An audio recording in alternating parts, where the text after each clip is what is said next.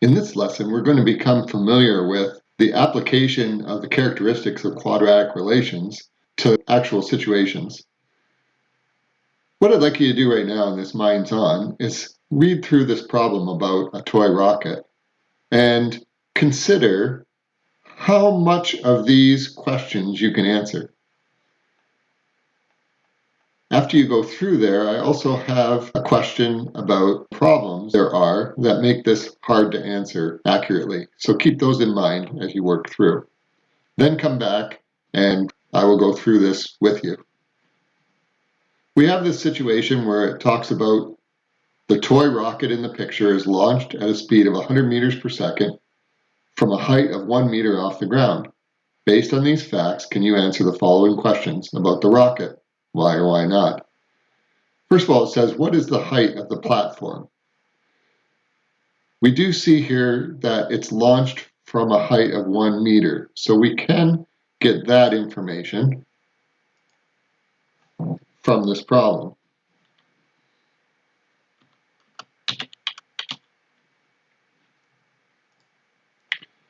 What is the height of the model rocket after 4 seconds?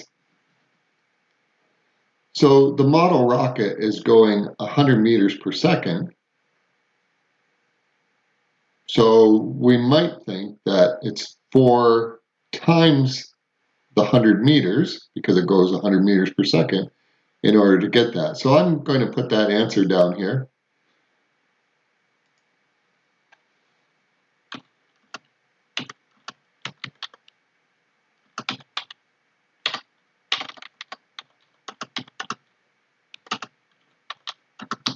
I'm going to put 400 meters. I'm not going to think too much about it, but I will think about it when I get to the end and I'm looking at any problems that I might see in what I've done.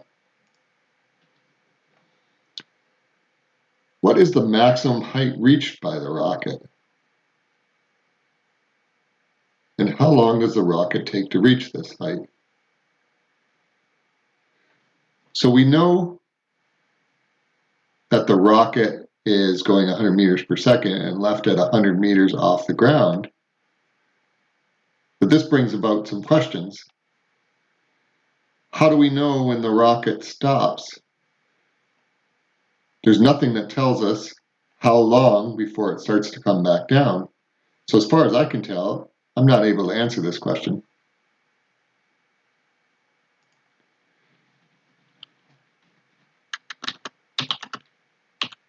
I'm going to put not enough information to answer.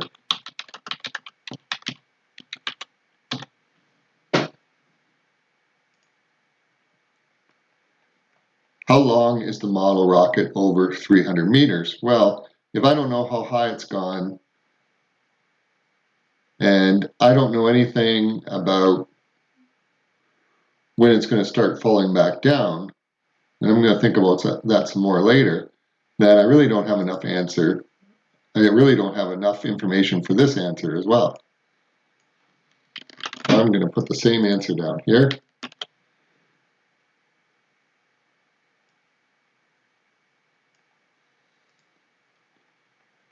Approximately, how long is the rocket in the air? Well, once again, that ties in with the other information that we were just talking about.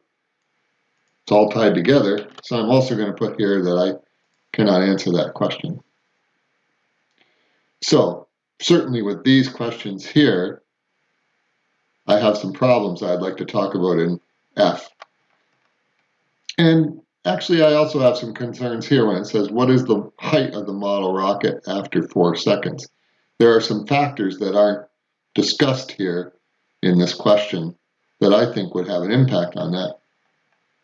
Hopefully you've saw some ideas and written them down. If you haven't, and this generated some thoughts for you, it would be good to stop and take a moment and write down some of the thoughts you have about what is missing in the problem or what makes it difficult for us to answer all of these questions.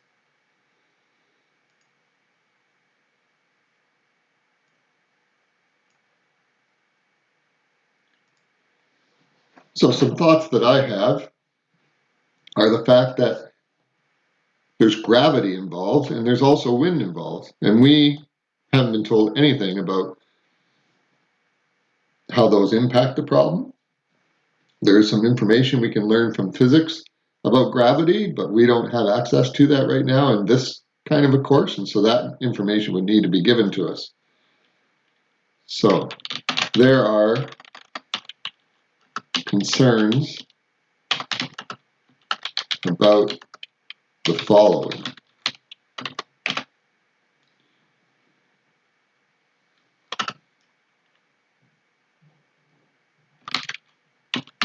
Gravity hasn't been talked about.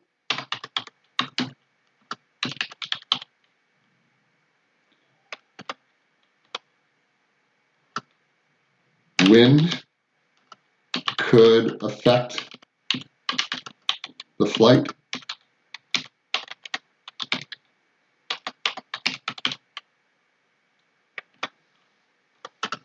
We don't know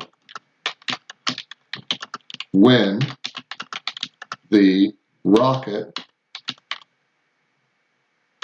stops climbing and starts to fall.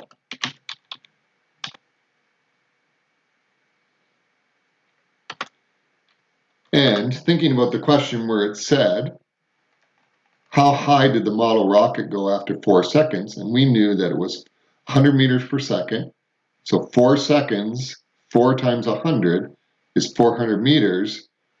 What we didn't take into account is, how is this rocket going through the air? Even in this picture, it looks like it's going off at an angle. Eventually, the rocket probably is going to veer off and go off at an angle and come back down. So this takes into account the rocket going straight up and there being no kind of resistance to slow it down at any point, no account for it running out of fuel and going slower, etc. So this would only be in a very perfect scenario where the power keeps it exactly at 400 meters per second and that it's going perfectly up straight and there's nothing slowing it down. The angle of takeoff is unknown.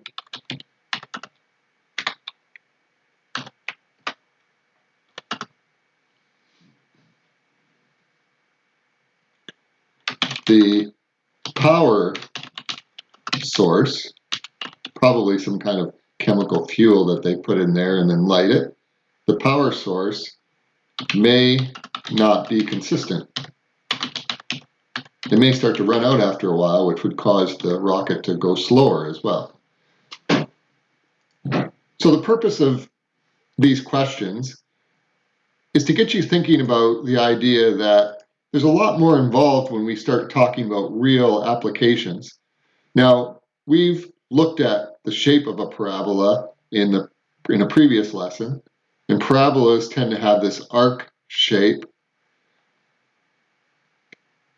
What we're looking at here is the fact that there's much more that comes into play when we start talking about an application as opposed to simply a graph that's not attached to any situation, that there are lots of factors to take into account in terms of what's happening and the resulting shape and when that shape reaches its peak, etc. And in this case, we're talking about the shape of a parabola. So now what we're going to do is actually use graphing in order to be able to answer the questions more specifically. And the idea here is that when we have models in the real world, those models have information built into them that it takes into account these other factors that we're talking about. This ties in very closely to many other situations where we model what's going on in the world and try to represent it. Lately, there's been a lot of modeling going on about viruses and how quickly they spread. In order to do that, computers are being programmed with information that impacts all the different ways that the virus would spread, that the time it takes for it to spread, people contact, etc. they build those into mathematical models ultimately to try to make predictions. So these are simple models that we're looking at with quadratics. And so we're going to work on having a model for an application and being able to interpret that model graphically and answer questions about it.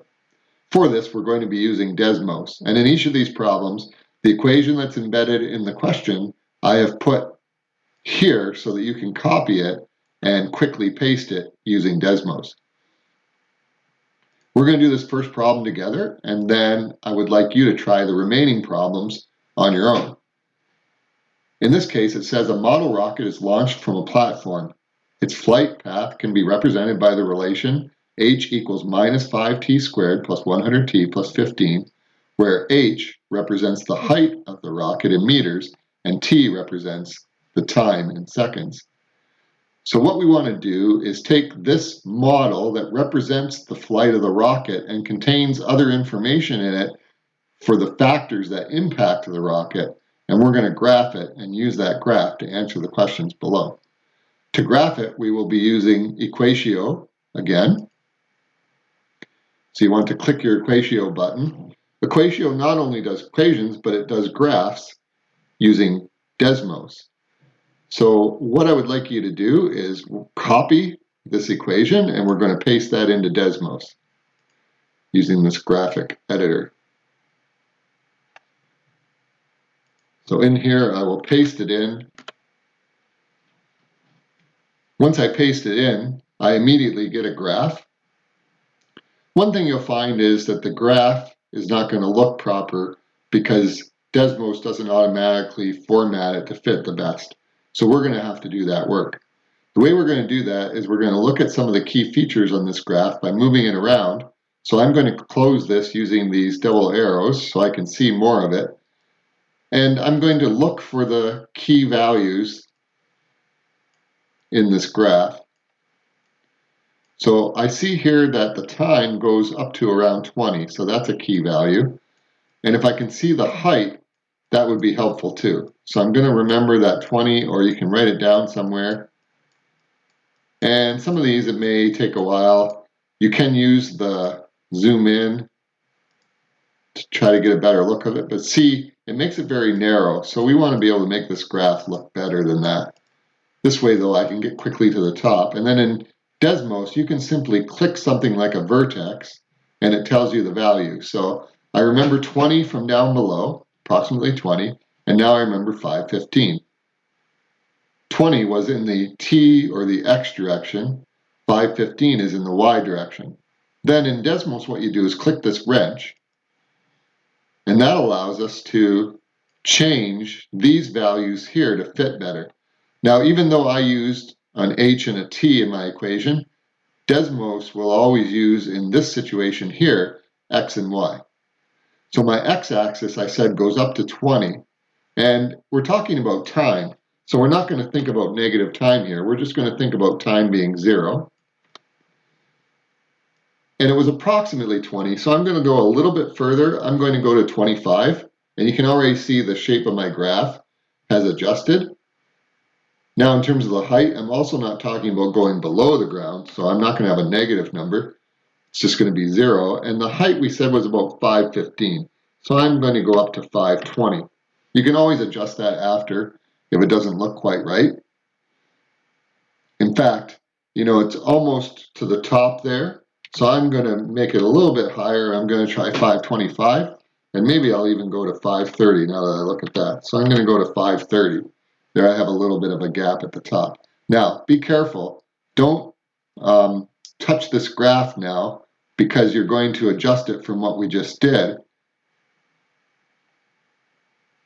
And so you click the wrench and you'll see here that it goes from 0 to 20, well 20, 25 over here, but we can see this mark here that we saw. And if I hold my cursor over there, it tells me that's just over 20. And it goes up to the 530 that I set. So you want to make sure you don't touch this, otherwise it's going to throw it off after you use this wrench. Now I can do insert graph, and I will have this for reference. I can always go back to it if I want some specific values that I can't read off the graph, Now notice it looks quite small here. So we're going to certainly make that. I've left lots of room so you can make it a lot bigger.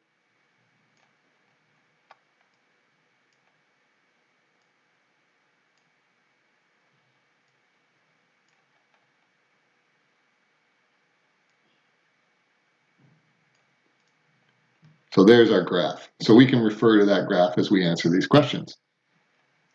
So the first question is, what's the height of the platform? Now remember, that rocket is on top of the platform, and so if I look at my y-axis and my intercept, that's where the rocket is starting from, so that's the height of the platform. And notice the scale is quite large here, and that's hard to read. So what I can do is click on this and click Edit Math to go back into the graph, and then I will go over here and click on that point, and I see that it's 0, and I don't even have to click on it, just hover. I see that it's 0.15. So I can just click X or insert again. The height of the platform is 15.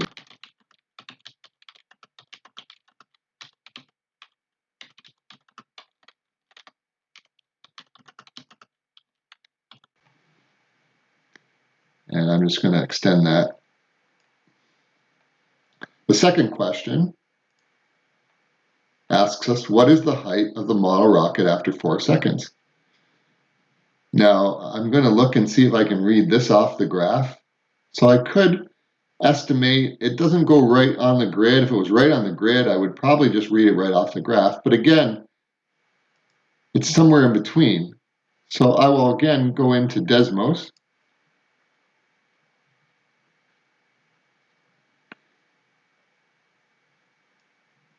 And right there, you see I'm really close.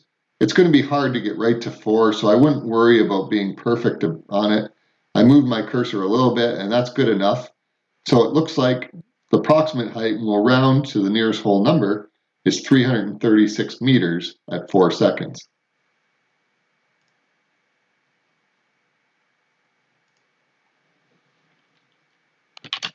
The height is approximately 336 meters after 4 seconds.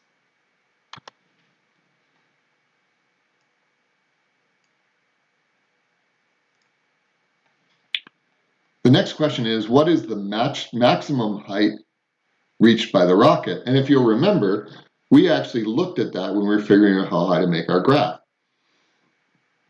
It was 515.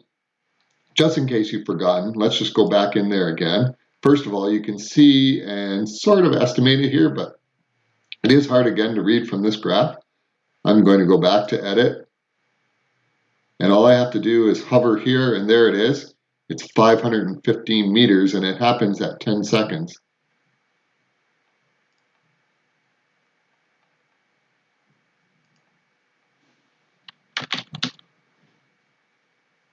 The maximum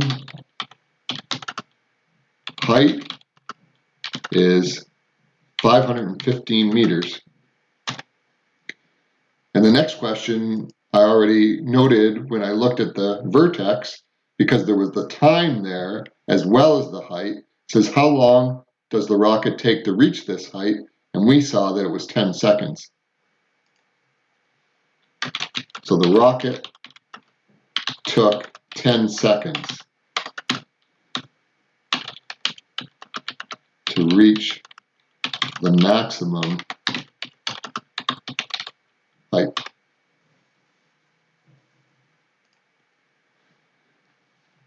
How long is the rocket above 300 meters? So let's look here. I see 300 right there, so I would have to look down here for the time. It's somewhere around 3, maybe 3.5 seconds. I could read that pretty close.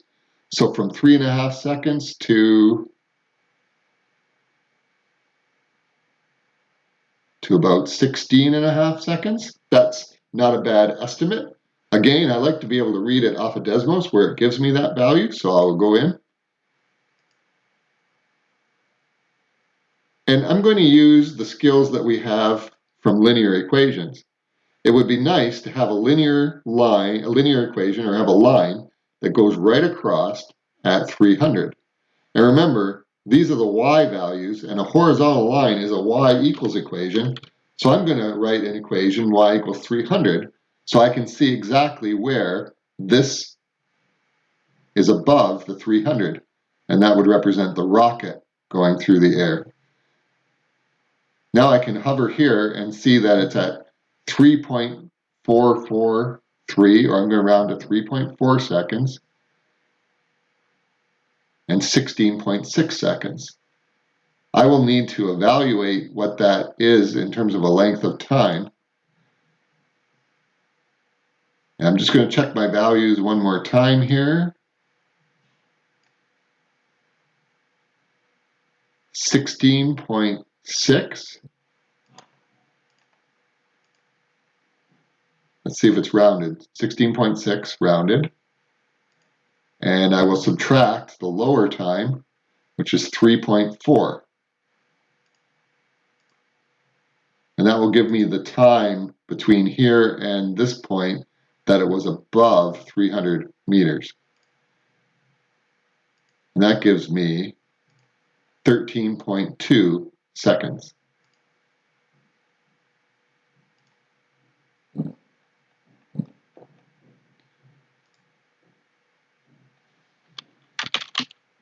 The rocket was above 300 meters for 16.2 seconds.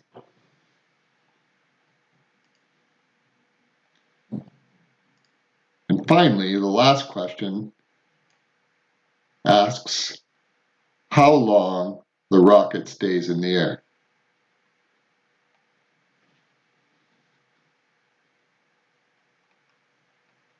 That would be from the time it leaves over here at the y-intercept, it goes through the air. So all of this time it's in the air until it comes back to the ground here. And we already saw that when we were looking at this graph before. It was 20 point something, right? Maybe 20.3, something like that. So again, I'm going to go back in and hover over here. And see there are key points that DESMOS will give you. Notice that the height is 0 there, and that's exactly the point we're interested in. So it was 20.1 seconds. So the rocket was 20.1 seconds in the air.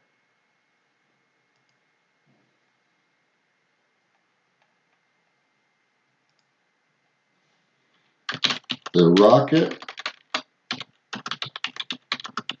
was approximately 20.1 seconds in the air. And actually, this is a pretty accurate value because we're using a tool like DESMOS and we have the equation for the rocket's flight.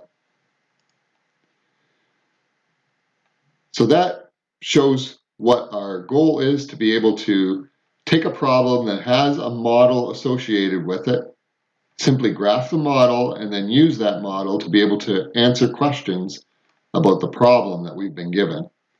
There are a few more problems for you to try here. For each of the problems, there is the equation given that you can use to put into DESMOS to graph, paste your graph below, and then answer the questions that are given.